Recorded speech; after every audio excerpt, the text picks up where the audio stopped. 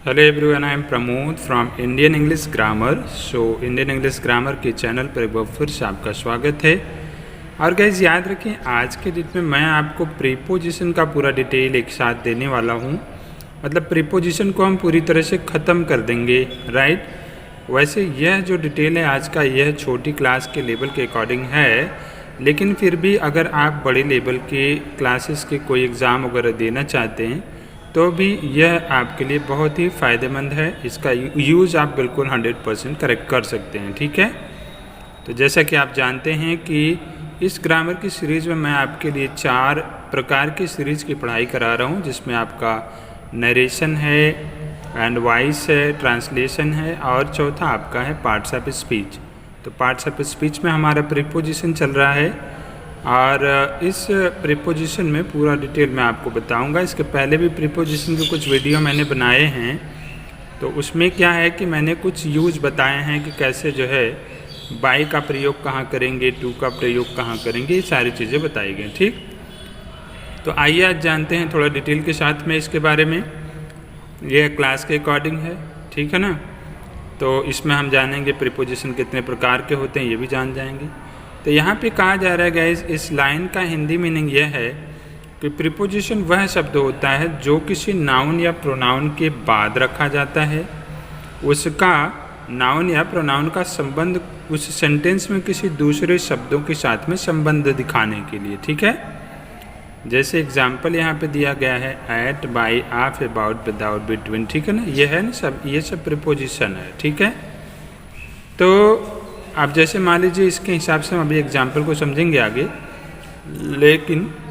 लेकिन थोड़ा आगे भी देख लेते हैं। जैसे कहा गया कि प्रीपोजिशन को 2 भागों में बांटा गया है, राइट। एक आपका है सिंपल प्रीपोजिशन और दूसरा है आपका कंपाउंड प्रीपोजिशन, ठीक है। तो सिंपल प्रीपोजिशन क्या होता है ये जान लीजिए। सिंपल प्रीपोजिशन वह शब्द होते हैं जो विशेष रूप से थोड़ा सिंपल होते हैं, ठीक है ना। सिंपल मतलब ओवरऑल एक वर्ड का बना होता है लगभग। जैसे आप यहाँ पे देखेंगे जो है in, of, at, by, for, to, till, of, with, on, out, and इधर भी एक है थ्रो, ठीक।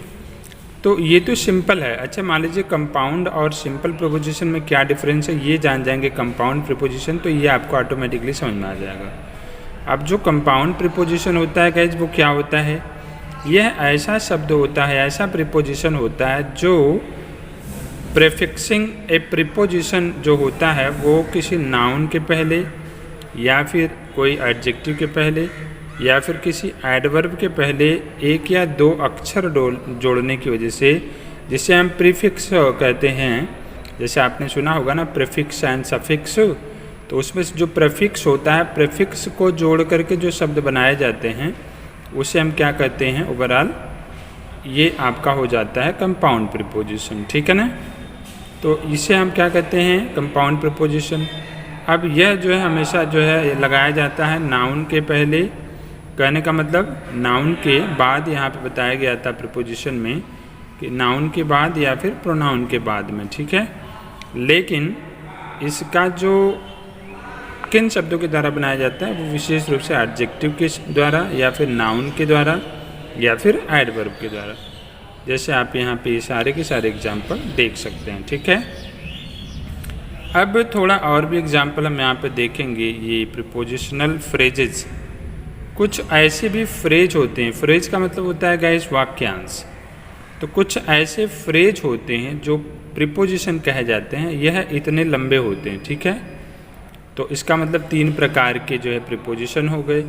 एक आपका सिंपल प्रीपोजिशन, दूसरा आपका कंपाउंड प्रीपोजिशन, ठीक है ना। लेकिन ये आपका है प्रीपोजिशनल फ्रेज। जैसे विथ ए व्यू टू, इसका केवल एक मीनिंग होगा, ठीक है। अकॉर्डिंग टू, अकॉर्डिंग टू का मतलब होता है के अनुसार। इंस्टीड ऑफ का मतलब के बदले, ठीक है। इन रिगार्ड ऑफ का मतलब के सम्मान में, ठीक है ना। एलॉन्ग विथ का मतलब के साथ साथ। तो ऐसे जो ओवरऑल ग्रुप ऑफ वर्ड्स होते हैं जिन्हें हम फ्रेजेस कहते हैं, तो ये जो होते हैं गाइस, ये प्रीपोजिशनल फ्रेजेस होते हैं, ठीक है। तो ये आपके टोटल के टोटल यहाँ पे हैं 30 तक आपका डिटेल है, पूरा दिख रहा है। इसको आप पूरा नोट कर लीजिए वीडियो को पॉज करके, जहाँ भी आपको ज़रूरत लग रही है। और उसके बाद में कुछ और भी वर्ड्स हैं जो आपका फ्रेजेस होते हैं। और इसको मैं आपको आगे इधर दिखा दे रहा हूँ, ये थोड़ा सा डिफरेंट है। वर्ड्स फॉलोड बाय प्रीपोजिशन, जैसे absent from, obtain from, angry with, addicted to, belong to, blind to, ये जितने भी प्रीपोजिशन है गाइस, ये सब के सब एक प्रकार से फ्रेजेज वाले प्रीपोजिशन हैं। और भी मैं आपको दिखा दूँ, बहुत सारा हमारे पास पड़ा हुआ है, इसको भी चेक करिए। जहाँ भी ज़रूरत आपको लग रही है वहाँ पे आप इसे नोट करें और अपने यूज़ में डेली लाएं। ग्रामर की पढ़ाई पूरा प्रॉपर तरीके से आप यहाँ पे पढ़ें। ये लाइन में आप देख लीजिए, ये सारे प्रीपोजिशन ही हैं 70 तक, और इधर भी थोड़ा सा है आपका डिटेल, ये भी देख लीजिए लास्ट लाइन में।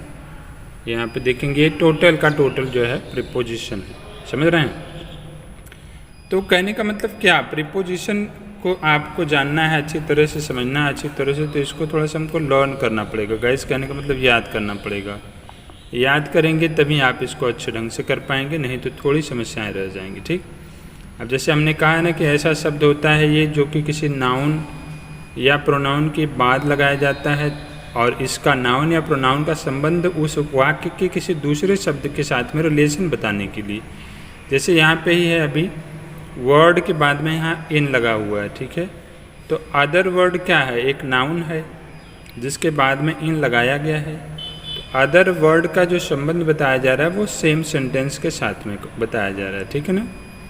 तो यह जो है आपका नाउन है जिसके बाद में प्रीपोजिशन लगाया गया, जिसका संबंध जो है इस अदर वर्ड्स के साथ में किया जा रहा है। जबकि जैसे मान लीजिए एक सेंटेंस जो होता है, मान लो सेंटेंस यहाँ से लेकर के इतना बड़ा है ना एक सेंटेंस, तो अब इस सेंटेंस में ये इन जो लगाया गया है, यह इन एक प्रीपोजिशन है। जो सिंपल शब्द जो है यह एक नाउन है, तो उसके संबंध को नेचर के साथ में बता रहा है, ठीक है, समझ रहे ना। जैसे कहा गया सिंपल इन नेचर, तो स्वभाव से या स्वभाव में साधारण। तो साधारण क्या है, एक नाउन है जिसका जो संबंध बताया जा रहा है वो उसके प्रकृति या फिर उसके स्वभाव के लिए बताया जा रहा है। तो उसके और इसके दोनों के बीच में इनका प्रयोग किया गया। ऐसे आप यहाँ पे भी देख सकते हैं, जैसे फॉर्म्ड का मतलब बना हुआ या बनाना या बनाया गया। वर्ब देखेंगे, फॉर्म में एक वर्ब भी है, एक नाउन भी है, इसको ध्यान से आप देखेंगे तो यह एक नाउन है जिसका संबंध जो है ये आपका उस सेंटेंस के पूरे दूसरे शब्दों के साथ में संबंध बताने के लिए हमने बाई प्रीपोजिशन का यूज़ किया हुआ है, ठीक है। तो ये सारे डिटेल हैं गाइस जो कि प्रीपोजिशन की पूरी डिटेल हैं, मैंने आपको क्लास के अकॉर्डिंग में बता दिया। आप इसको पढ़ लीजिए, पूरा समझ लीजिए। 100% ये श्योर्ड है, अच्छे राइटर की बुक के द्वारा मैं आपको बता रहा हूँ। और हाँ, इसके अलावा अगर आप अंग्रेज़ी बोलना चाहते हैं, घर पे बैठे बैठे इंग्लिश में बातचीत करना चाहते हैं, बिल्कुल फ्री में ऑनलाइन क्लास करें। और हमारा एक दूसरा चैनल है जिसका नाम है इंडियन इंग्लिश स्पीकिंग क्लास तैयारी, इसे सर्च करके आप बिल्कुल आसानी से अपनी पढ़ाई करें। और इसमें भी 5 प्रकार की सीरीज़ की पढ़ाई कराई जा रही है। अंग्रेजी आप घर पे बैठे बिल्कुल आसानी से बोल सकते हैं, ठीक है। और वीडियो को लाइक और शेयर भी करो गाइस। और चैनल पे अगर पहली बार आप आए हैं तो चैनल को फ्री में सब्सक्राइब करके डेली पढ़ाई करिए। इसका कोई अलग से कोई चार्ज नहीं लिया जाता है। डेली पढ़ाई करिए, आगे बढ़िए। मिलते हैं नेक्स्ट वीडियो में कुछ नई चीज़ों के साथ में, तब तक के लिए thank you, have a nice day, bye.